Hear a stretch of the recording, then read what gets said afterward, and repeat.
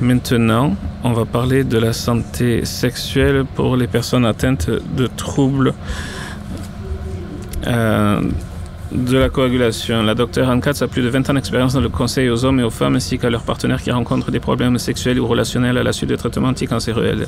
Elle est l'auteur de 16 livres, dont des manuels destinés aux prestataires de soins de santé, des livres d'auto-assistance pour les survivants, y compris les jeunes adultes et les soignants des personnes atteintes d'un cancer. Aujourd'hui, sur le site, elle continue de conseiller et d'éduquer les survivants du cancer et les autres personnes confrontées à des problèmes sexuels et relationnels. On l'accueille donc. Merci beaucoup.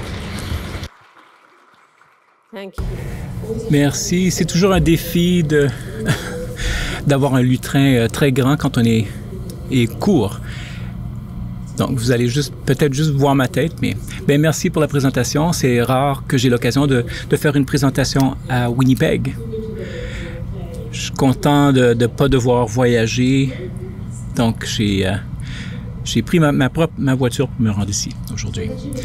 Alors, j'ai divisé ma présentation en deux parties. Donc, je vais parler de l'hémophilie et ensuite les cancers du sang, pour ne pas compliquer ou confondre les questions, même s'il y a beaucoup de similarités. Alors, comme beaucoup d'entre vous le savent, parce que c'est vous les experts, c'est pas moi un expert, il peut y avoir des défis physiques liés à l'hémophilie. Les saignements, les problèmes liés aux muscles.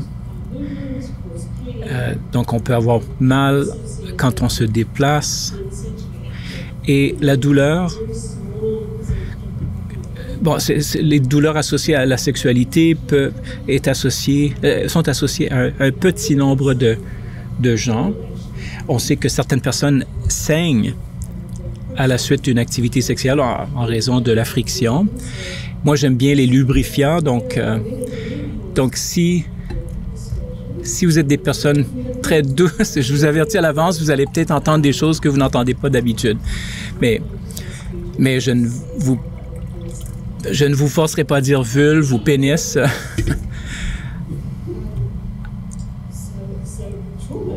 Alors, les traumas associés à l'activité physique. Et je ne parle pas seulement du sexe pénétratif, je parle du toucher et d'autres activités. Et les gens qui ont de la douleur chronique peuvent voir une diminution du désir sexuel. Pourquoi voudrait-on faire quelque chose qui nous fait mal? Beaucoup d'entre nous préférons avoir du plaisir quand on participe à des activités sexuelles. Il y a aussi des problèmes psychologiques et sociaux. Donc, si vous avez un problème d'image corporelle, et beaucoup d'entre nous, surtout les femmes, vont savoir ce que c'est que d'avoir un problème d'image corporelle, ce qui mène à des résultats intéressants. On se déshabille dans la salle de bain, on évite d'être nu devant notre partenaire. C'est une question de confiance, d'estime de soi, d'image sexuelle. Et tous ces domaines-là peuvent être touchés par l'hémophilie. On a fait beaucoup de progrès en ce qui concerne l'hémophilie et la transmission de la maladie, mais il peut y avoir des craintes. Et le conférencier devant moi a mentionné cela de façon très intéressante. Il disait qu'il avait parlé à sa partenaire potentielle avant qu'il décide d'avoir des enfants. Il voulait faire preuve d'être proactif.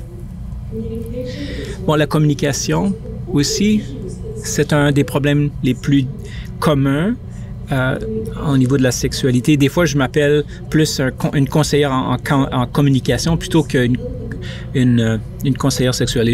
Il s'agit de parler. Et je vais en parler plus tard, de l'importance de parler aux fournisseurs de soins. Et les fournisseurs de soins aussi, qui s'occupent des personnes atteintes du cancer et d'hémophilie. Je pense que c'est notre devoir et notre responsabilité de parler à nos patients des changements liés à ces conditions. Il y a aussi possiblement des problèmes de santé mentale qui peuvent avoir un impact sur la santé sexuelle ou sur la sexualité. Alors, quand on regarde quand on examine les hémophiles, il y a des besoins non satisfaits. Alors, les chiffres ici viennent d'une étude effectuée en 2021, donc il y a presque 5 ans. J'avais l'habitude de dire que c'était une étude récente, mais je ne peux peut-être plus le dire maintenant. Donc, 30% des physiothérapeutes, des membres très importants de notre équipe de santé, ont évalué la santé sexuelle chez les gens dont ils avaient la charge. Presque 2/3 des physiothérapeutes interrogés n'avaient reçu aucune formation. Et ça s'applique à tous les fournisseurs de soins, les infirmières, les médecins, etc. Bon, la situation est meilleure. Les gens veulent plus d'informations maintenant. Donc, presque tous les travailleurs sociaux interrogés ont dit qu'une formation plus poussée faciliterait les discussions sur la santé sexuelle. Moi, j'ai beaucoup voyagé en Amérique du Nord et ailleurs pour encourager les fournisseurs de soins à parler de ces questions. Et je vais parler aussi de pourquoi les fournisseurs de soins ne veulent pas en parler. Et chez les gens atteints d'hémophilie, 50% d'entre eux ont déclaré que l'hémophilie avait eu un impact négatif sur leur vie sexuelle. Et seulement une personne avait parlé à son médecin ou à son équipe clinique. Et moi, je trouve que c'est affreux. C'est de la négligence. On parle de toutes sortes de choses désagréables, mais je ne sais pas pourquoi on ne veut pas parler de la sexualité qui fait partie de la qualité de la vie pour nous tous. Bon, je vais parler un peu maintenant de cancer hématologique et j'ai beaucoup plus d'expérience avec les cancers qu'avec les gens atteints d'hémophilie. Alors, les gens qui avaient subi une greffe de cellules souches allogènes, 72% des hommes présentaient une dysfonction érectile profonde. Et je ne parle pas de... Je parle non seulement d'avoir une érection, mais de pouvoir maintenir une érection. La maladie du greffon contrôle l'hôte qui peut toucher les hommes et les femmes, provoque des troubles de l'image corporelle et peut causer de l'irritation, même des douleurs. Je trouve ça fascinant, mais triste aussi qu'un tiers des jeunes hommes ayant eu un cancer dans l'enfance déclarent avoir eu au moins un problème au niveau de la fonction sexuelle. Et on ne pense pas toujours à un cancer qui est loin dans le passé comme pouvant avoir un impact sur la vie de quelqu'un dans le moment présent. Bon, la thérapie anticancéreuse, c'est ça qui cause le problème. Donc, la radiothérapie endommage les nerfs et les vaisseaux sanguins et par conséquent, ça a un impact sur l'excitement, la lubrification, les érections. Et ensuite, la chimiothérapie, bon, non seulement on parle de maladie du greffon contre l'autre, mais il y a un impact associé aux stéroïdes aussi qui peut mener au développement de rides et aux marques sur la peau quand la peau s'étire. Il y a aussi la perturbation endocrinienne. Donc, ça peut avoir un impact sur la fertilité, mais aussi sur les hormones sexuelles qui font que le sexe est confortable. Les gens touchés, souvent, par les cancers du sein sont des jeunes. Et on parle, dans le cas de cette population, d'une interruption biographique parce que ça a un impact sur les jalons normaux que vivent ces gens. Donc, pensez à quelqu'un qui a passé beaucoup de temps à l'hôpital pour avoir une transplantation. Il y a une lacune au niveau de la socialisation. Il y a des lacunes en matière de socialisation. Donc, quelqu'un qui a 17-18 ans, ça a un impact sur leur expérience à l'école secondaire, peut-être même à la formation universitaire. Donc, il y a des occasions manquées, des choses qu'on fait quand on a 17, 18, 19 ans. Le flirting, l'établissement de relations. Donc, il y a des occasions manquées. on voit aussi des expériences manquées et une maturation réduite chez cette population. Donc, si ces problèmes se passent au niveau alimentaire ou à l'école secondaire, ces gens manquent l'éducation sexuelle à l'école. Et moi, je pense que l'éducation sexuelle devrait se passer au niveau de la famille, associée avec les valeurs familiales, mais parfois, les valeurs familiales ne permettent pas l'éducation sexuelle. Donc, et il y a aussi la possibilité de parents surprotecteurs. Je pense que la pire chose qui peut arriver, c'est pour un enfant, quand un enfant fait face à une maladie potentiellement mortelle, peu importe l'âge, c'est très commun chez cette population, chez ces jeunes, que les parents sont hyper impliqués dans la vie de leur enfant. Et je dis enfant, c'est pas nécessairement une question d'âge, mais ces jeunes sont encore des enfants. Donc, il y a un manque de distanciation, un manque d'indépendance. On s'inquiète trop et cela peut avoir un impact sur l'identité sexuelle. Si on infantilise un enfant, si on est très nerveux, on veut pas qu'il commence à dater, ou qu'il devienne actif sexuellement. Donc, un message que je veux transmettre. Je veux savoir combien d'entre vous sont des cliniciens ici. Bon, un bon nombre d'entre vous. Combien d'entre vous sont déjà à l'aise à discuter de cette question avec les parents? Et soyez honnêtes, là. Qui se sent très à l'aise? Bon, je vois quelques personnes courageuses qui lèvent la main. Bon, vous le faites si votre gestionnaire ne regarde pas, peut-être. Et qui aimerait ne pas en parler du tout? Bon, je vous vois. Alors, j'ai trouvé cette image, ce diagramme assez récemment et je le trouve très utile. Et je vais vous présenter des modèles dans quelques minutes qui sont beaucoup plus précis. Mais je pense que les étapes démontrées ici, on le fait déjà instinctivement. Donc, étape 1, vérifier avec la personne, clarifier. Et vous n'avez pas besoin de parler de vagin ou de scrotum ou de pénis. Parce que si vous rougissez, le parent ne vous croira pas. Moi, je fais ce travail-là depuis 25 ans. Et moi, j'ai commencé lorsque j'étais enfant.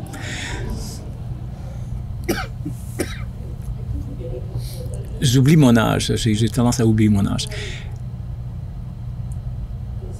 Ah, là, j'ai perdu le fil de ma pensée. Non, donc vous n'avez pas besoin de mentionner ces mots-là que je viens de mentionner. Vous pouvez demander qu'est-ce qui a changé dans votre relation, qu'est-ce qui a changé depuis votre traitement ou depuis votre diagnostic. Et cela ouvre les portes et montre à la personne que vous êtes prêt à parler de sa relation ou du fait que la personne est célibataire aussi. Est-ce que c'est difficile de trouver des dates? Est-ce que c'est facile? Est-ce que vous voulez en parler? Et si la personne ne veut pas en parler à ce moment-là, parce que souvent, la personne est en choc que quelqu'un ait osé poser la question, ces personnes reviendront plus tard lorsqu'ils seront prêts. Ils savent qu'ils peuvent parler. Et c'est pas du tout un fardeau. C'est très positif. Et si j'ai appris quelque chose dans mes 25 ans d'expérience, c'est que j'ai appris beaucoup de choses sur l'humanité. Et ça me garde humble et ça enrichit ma vie. Bon, affirmer, c'est l'étape numéro 2. Donc, valider et normaliser l'expérience du patient. Ça, c'est très important aussi. Généralement, les gens qui connaissent des problèmes sexuels en lien avec une maladie ou un traitement, ils se sentent seuls au monde parce que personne n'en parle. Et je vois souvent des patients avec des problèmes que j'ai vus à plusieurs fois et ils pensent qu'ils sont les seuls. Et parfois, je dois mentir un peu parce que des fois, ce qu'ils vivent, c'est peut-être intéressant, un tout petit peu intéressant. Mais je leur dis, je leur dis, oh, j'ai déjà entendu parler de ça, même si dans ma tête, je me dis, oh, ouais.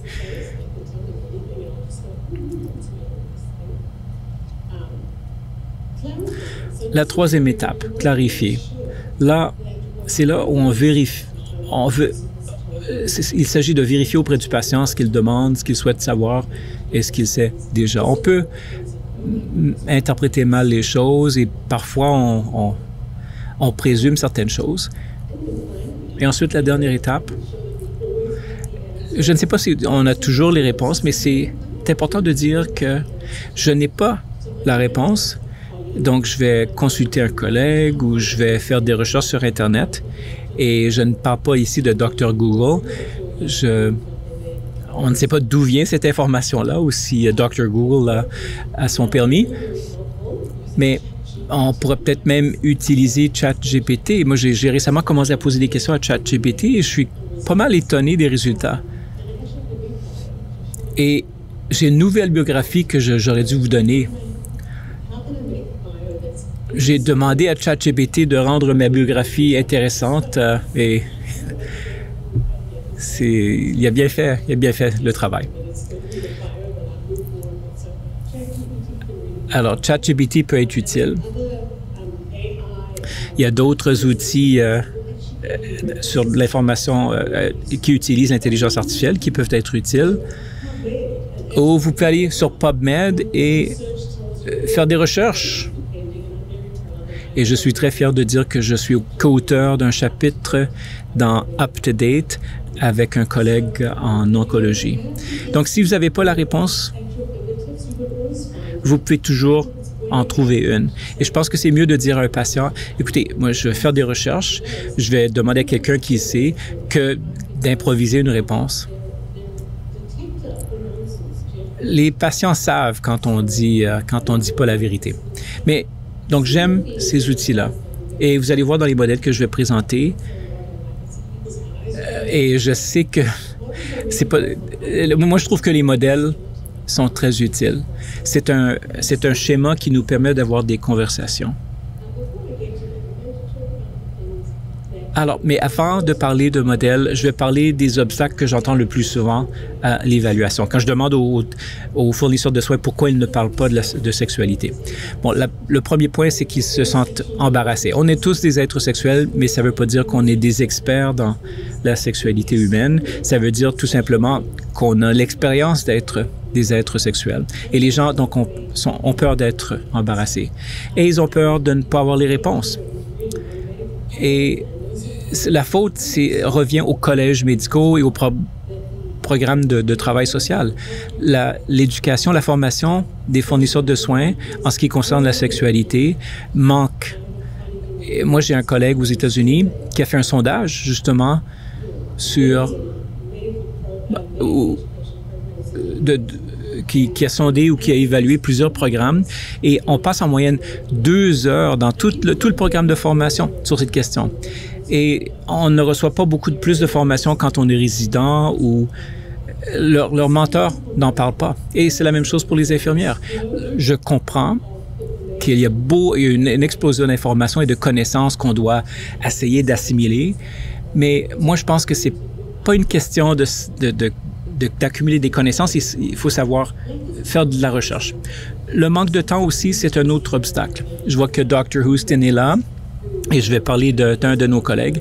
Quand j'ai commencé à travailler chez Cancer Care Manitoba, un des oncologues était avait une personnalité un peu rigide, mais il avait un gros cœur. Il m'a dit, vous savez, avant que vous arriviez, et moi je m'occupais du counseling sexuel. J'avais été embauchée comme infirmière clinicienne chez des hommes qui avaient reçu un diagnostic de cancer de la prostate, mais j'avais commencé à m'occuper des questions de sexualité. Mais il m'a dit, avant que vous arriviez ici, moi, je n'aurais jamais demandé à un client, et il travaillait avec un groupe gastro-intestinal et des gens qui avaient des problèmes de bassin. Donc, il disait, moi, j'aurais jamais posé de questions parce que j'aurais eu peur que ça prenne 45 minutes et j'avais peur d'irriter les patients, donc je n'osais pas poser la question. Mais maintenant que vous êtes là, je pose la question et si le client ou si le patient répond, je lui dis, arrêtez, vous avez besoin d'aller voir Dr. Katz. Et j'en étais reconnaissante parce que ça m'a donné l'occasion d'avoir de l'information. J'aimais bien ce type-là Il y avait du courage. C'est pas tous mes collègues qui avaient ce courage-là. Manque d'intimité aussi. Moi, je viens de l'Afrique du Sud, donc... Et c'est quelque chose que j'entends souvent chez les infirmières qui travaillent en hémothérapie. Les patients n'ont pas d'espace privé. Souvent, ils sont assis l'un à côté de l'autre dans des chaises. Mais comment... on ne peut pas parler de ces questions-là devant d'autres personnes. Et moi, je leur dis, écoute, on ne parle pas de questions financières et de logements inadéquats et de soins de fin de vie devant tout le monde non plus. On trouve un espace privé pour aborder ces questions-là, que ce soit dans un garde-robe quelque part ou en allant aux toilettes, on trouve un espace privé. Et moi, je pense que si vous préparez un énoncé, je vais vous donner des exemples, vous pouvez dire quelque chose au patient, même si d'autres personnes sont proches,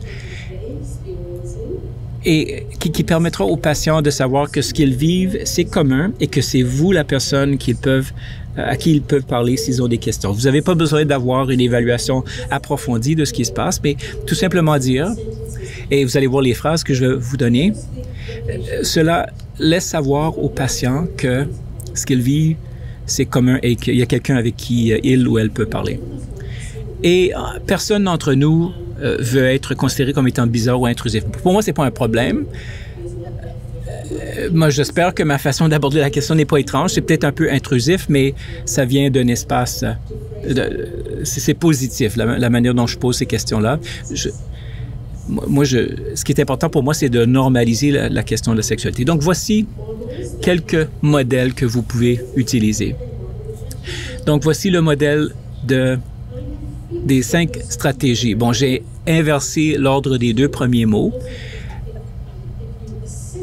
Moi, parce que je pense que si on commence par évaluer quelque chose, on a tendance à parler au patient. Mais si on évalue d'abord ce qui se passe, on ne donne pas à la personne la possibilité de poser des questions. Alors moi, j'ai inversé l'ordre des 2 verbes. Donc, demandez comment va votre relation? Est-ce que vous avez remarqué des changements dans votre lien avec votre partenaire? Ou si vous êtes courageux, vous pouvez demander est-ce que vous avez remarqué des changements au niveau de votre sexualité? Ensuite, vous évaluez ce que cela signifie. Les femmes en particulier viennent me voir et elles disent « je suis sèche en bas ». Et ma réponse, c'est « bon, vous voulez dire quoi? L'Australie? » Si je peux vous aider, j'ai besoin de plus de détails. Et je suis souvent alarmé par à quel point les gens ne connaissent pas leur anatomie. Les hommes aussi bien que les femmes. Alors, parfois, je dois donner une leçon de biologie. Alors, plutôt que d'embarrasser le patient, j'espère peut-être les avoir fait sourire un peu. Et après ça, on peut parler du problème exact et de leur expérience et de l'impact. Et ça m'aidera ensuite à établir un plan. Donc, la prochaine étape, c'est conseiller. Et il s'agit de sensibiliser le patient, de discuter des options de traitement, s'il y en a. Et malheureusement, pour les femmes, il y a peu d'interventions. Les hommes en ont un peu plus. On a les pilules magiques, bon, qui ne sont pas magiques, mais elles fonctionnent 50% du temps. Mais ensuite, si c'est à l'extérieur de la portée de vos compétences, plutôt que d'essayer d'improviser une réponse dans un domaine où vous ne vous sentez pas à l'aise, vous ne savez pas exactement de quoi vous parlez, assistez le patient, aidez-le à trouver des ressources. Bon, c'est peut-être un livre, un pamphlet, un site web, un groupe de soutien, un travailleur social, un autre collègue, un spécialiste, un gynécologue, un endocrinologue, un psychiatre peut-être. Donc, aidez ces gens, aidez-les à trouver l'aide dont ils ont besoin si vous ne pouvez pas le fournir. Et ensuite, organisez un suivi. Et souvent, on laisse tomber on oublie cette dernière étape. Donc, quand en apprenant ce que la personne a appris, en consultant quelqu'un ou en un site web, ça vous permettra de corriger des faux renseignements ou une mauvaise compréhension des résultats, et ça vous aidera aussi à savoir vers qui aiguiller les patients à l'avenir. Si la personne vous dit, j'ai attendu 3 heures et je l'ai vu pendant 10 minutes et j'ai pas fait de progrès, essayez d'éviter d'aiguiller d'autres patients vers le même fournisseur de soins. Et là, vous allez voir dans les prochaines diapositives que moi, je donne du counseling beaucoup plus intensif et plus spécialisé, et je ne m'attends pas à ce que vous fassiez ça. Ça prend plus de formation. Mais vous avez besoin de savoir les les fondements. Alors, voici une autre stratégie. Bon, CARD, ou c'est une... Donc, voici une phrase que vous pouvez utiliser. Le traitement du cancer peut affecter la sexualité, l'image corporelle et les relations, ce qui est important pour la qualité de vie. Et ce sont tous des questions importantes pour la qualité de la vie. Donc, vous normalisez la question et tout le monde peut comprendre cette phrase-là. Et demandez quels sont les problèmes. Donc, on voit des similarités avec le modèle précédent qu'on a vu. Ressources, références. Bon, ayez une liste mentale, si c'est possible, de personnes et de ressources. Et ensuite, documenter. Et documenter, c'est important aussi pour vous rappeler que vous avez eu cette discussion-là avec cette personne et pour montrer à vos collègues aussi que vous avez eu la conversation. Pour qu'ils sachent que, c'est peut-être vous la personne ressource pour ces questions. Bon, voici un modèle beaucoup plus approfondi, ou un outil, si vous voulez, développé par Soanes et White du Royaume-Uni. Et ils ont travaillé chez les adolescents et les jeunes adultes. Le Royaume-Uni est beaucoup en avance par rapport au Canada et en Amérique du Nord. Ils ont des programmes, ils ont du financement pour des services vraiment très intéressants. Alors, ici, voici les questions. Au cours des 12 derniers mois, y a-t-il une période de 3 mois ou plus pendant laquelle vous avez eu un des problèmes suivants? Et là, vous voyez qu'il y a des questions très détaillées que vous pouvez poser selon la personne à qui vous vous adressez. C'est peut-être plus approprié pour quelqu'un qui travaille dans le counseling sexuel que si vous n'avez pas de formation précise dans ce domaine, mais je pense que l'outil est quand même utile parce que ça s'attaque aux questions physiques et aussi aux questions psychologiques et sociales. Donc, je veux vous laisser un peu de temps pour des questions parce que je sais que vous allez en avoir beaucoup, n'est-ce pas?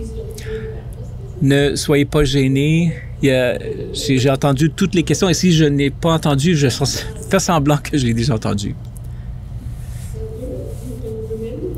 Alors, n'oubliez pas que vos patients, que ce soit des personnes vivant avec l'hémophilie ou qui est un survivant du cancer,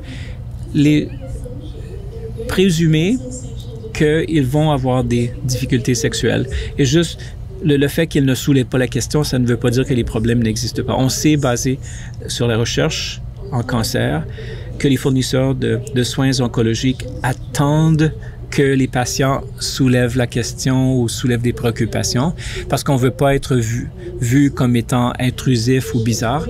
Et les patients attendent que nous, on aborde les questions parce qu'on leur parle de tous les autres effets secondaires, on parle de la diarrhée, de la constipation, de fissures anales, toutes ces choses désagréables. Mais si on a peur de dire, vous allez peut-être vivre des changements au niveau de votre image corporelle donc ils attendent que nous, on pose des questions. Et le résultat, les deux parties attendent et c'est le silence total.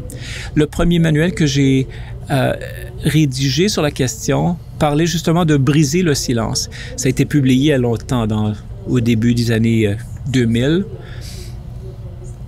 Et le manuel a été révisé depuis. les choses ont évolué, on a vu plus de recherches dans ce domaine, et c'est ce qui est vraiment encourageant. Et je crois qu'on bouge l'aiguille dans ce domaine. Mais ce silence ne rend pas service à nos patients. Donc, je pense qu'il faut prendre nos responsabilités et apprendre comment poser les questions. Et vous pouvez pratiquer avec vos collègues. Vous pouvez pratiquer avec les membres de votre famille. Et vous serez peut-être horrifié des discussions que je suis capable d'avoir à l'épicerie. Mon mari me taquine souvent. J'ai même des conversations intéressantes à la douane américaine.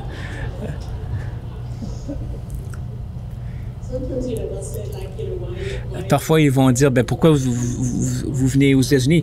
Je suis ici pour une conférence. Ils me demandent pourquoi. Quelle sorte de conférence? Et parfois, je dis sur l'oncologie. Et parfois, ils me parlent du cancer d'un membre de leur famille. Mais si j'ose dire, c'est une conférence sur la thérapie sexuelle, ça met fin à la conversation. Mais ça peut ouvrir certaines portes aussi. Et parfois, j'entends des détails que je ne veux pas entendre. Alors, il faut parler de ces choses. Il faut sensibiliser les professionnels qui s'occupent de ces gens. Il faut des politiques liées à l'hémophilie et on a besoin de recherche aussi. Et je crains pour mes collègues américains qui travaillent dans cet espace mais qui ne pourront pas continuer à travailler. C'est le temps pour le Canada de se mettre debout et de commencer à financer la recherche.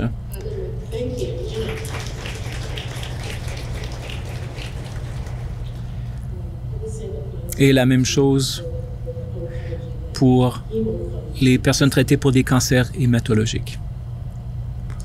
Alors, est-ce que vous avez des questions? S'il n'y a pas de questions, je vais rentrer chez moi et je vais mettre... ça fait longtemps que je n'ai pas porté de cravate ou de complet. Et j'aime... Excellente présentation.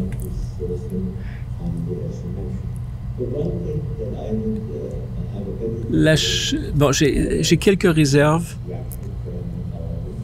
Moi, j'aurais de la difficulté à parler à une adolescente ou à une fille de ces questions-là. Il y a eu comme une barrière. Elle pourrait penser que c'est une conversation inappropriée. Vous savez ce que je veux dire? Donc, ce que nous, on fait, c'est qu'on les envoie au service téléphonique s'ils ont des problèmes. Et ça rend ça facilite la question. La formation des médecins est manquante en ce sens. Vous pourriez commencer par dire, je parle toujours à mes patients concernant est-ce que ça vous va si on parle de cette question-là. Parfois, c'est les parents qui sont les plus préoccupés. Parfois, c'est eux qui ne veulent pas que vous ayez cette conversation-là avec le jeune ou la jeune. C'est difficile pour nous de de penser à nos parents comme étant des êtres sexuels, mais les parents ont de la difficulté à penser à leurs enfants comme étant des êtres sexuels. Alors, peut-être que vous pourriez commencer la question par une question. Est-ce que c'est correct de parler de cette question-là?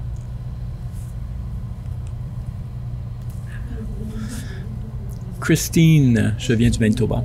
Moi, j'ai une question sur notre communauté. Nous avons un programme pédiatrique et un programme adulte.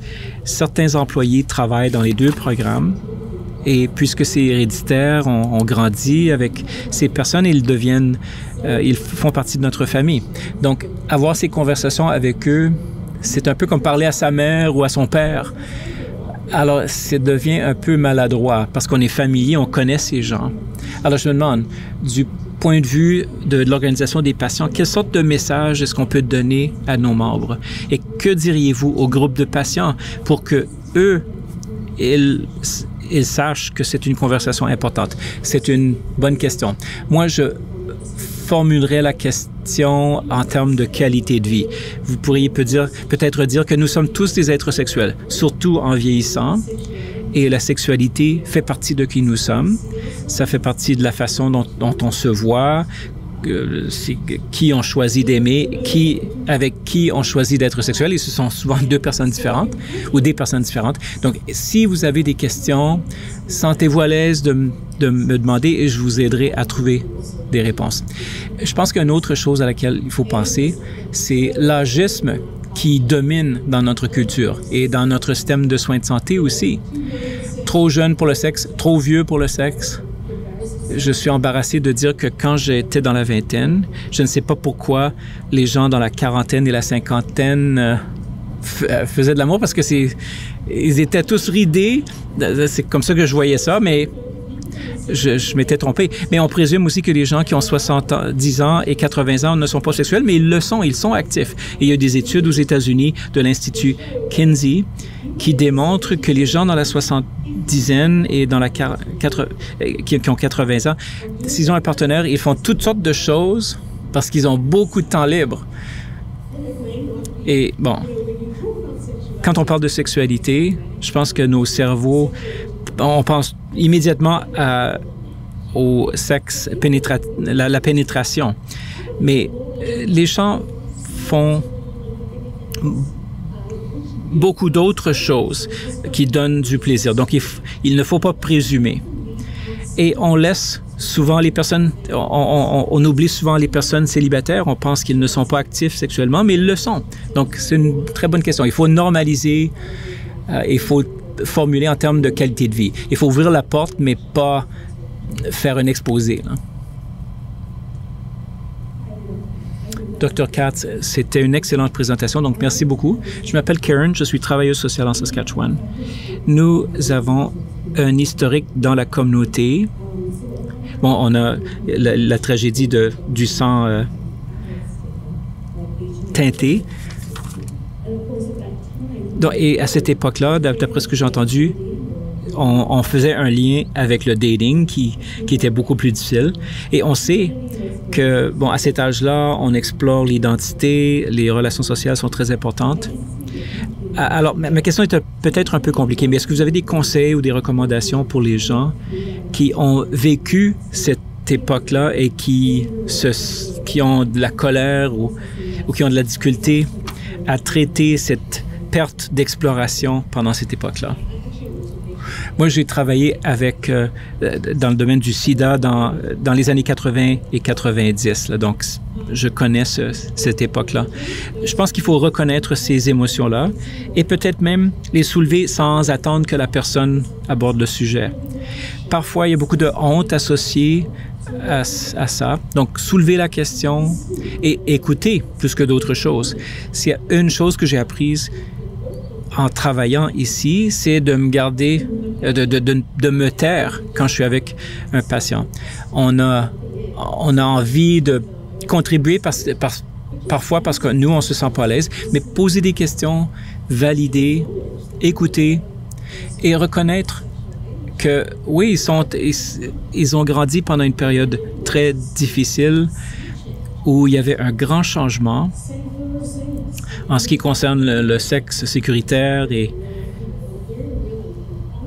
on parle maintenant de façon plus honnête, alors que dans les générations précédentes, les gens n'en parlaient pas. Alors, poser les questions et ensuite attendre que le patient brise le silence. Je pense que c'est ça la réponse. Y a-t-il d'autres questions?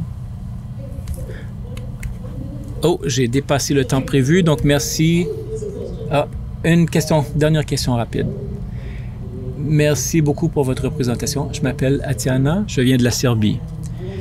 Et je vais vous poser une question je vais demander la perspective des patients. Moi, je suis parent d'un jeune qui est hémophile et toutes les mères veulent savoir ce qui va se passer avec leur fils lorsqu'ils ont 14, 15, 16 ans. Personne n'en parle. Alors, moi, il y a un patient qui m'a dit, dis-moi ce qui se passe. Donc, est-ce qu'il y a une prophylaxie en quelque sorte pour préparer le jeune ou pour qu'on puisse préparer les jeunes, leur parler des problèmes sexuels qu'ils pourraient avoir plus tard dans la vie? Je pense qu'avec les jeunes ados, Bon, là, c'est la question qui se pose. Est-ce que c'est approprié? Est-ce que les parents vont être fâchés? Est-ce que je dépasse un peu mon rôle? Et je pense qu'il faut collaborer avec la famille. Les parents peuvent être en déni de la possibilité que leur enfant devienne sexuellement actif. Moi, je suis très reconnaissante que j'ai élevé mes enfants avant l'Internet et avant que la pornographie soit tellement présente. Donc, on a pu parler des valeurs. Mais pour ce qui est des parents, des enfants hémophiles, il faut pouvoir parler de la maladie et travailler avec les fournisseurs de soins pour savoir, moi, qu'est-ce que je devrais dire à mon enfant? Qui devrait le dire à mon enfant? On ne veut pas qu'ils apprennent ces choses de leur père parce que de la mauvaise information et beaucoup vient de l'Internet et cette information est souvent très dangereuse. Donc une approche collaborative. On ne veut pas offusquer quelqu'un, mais en même temps, c'est très important que les jeunes aient de l'information sur ce qui est sécuritaire et ce qui ne l'est pas. Et comment l'affection peut les affecter. Il n'y a pas de panacée, il s'agit de communiquer. Et il faut être courageux. Bon, voilà. J'ai fini, merci.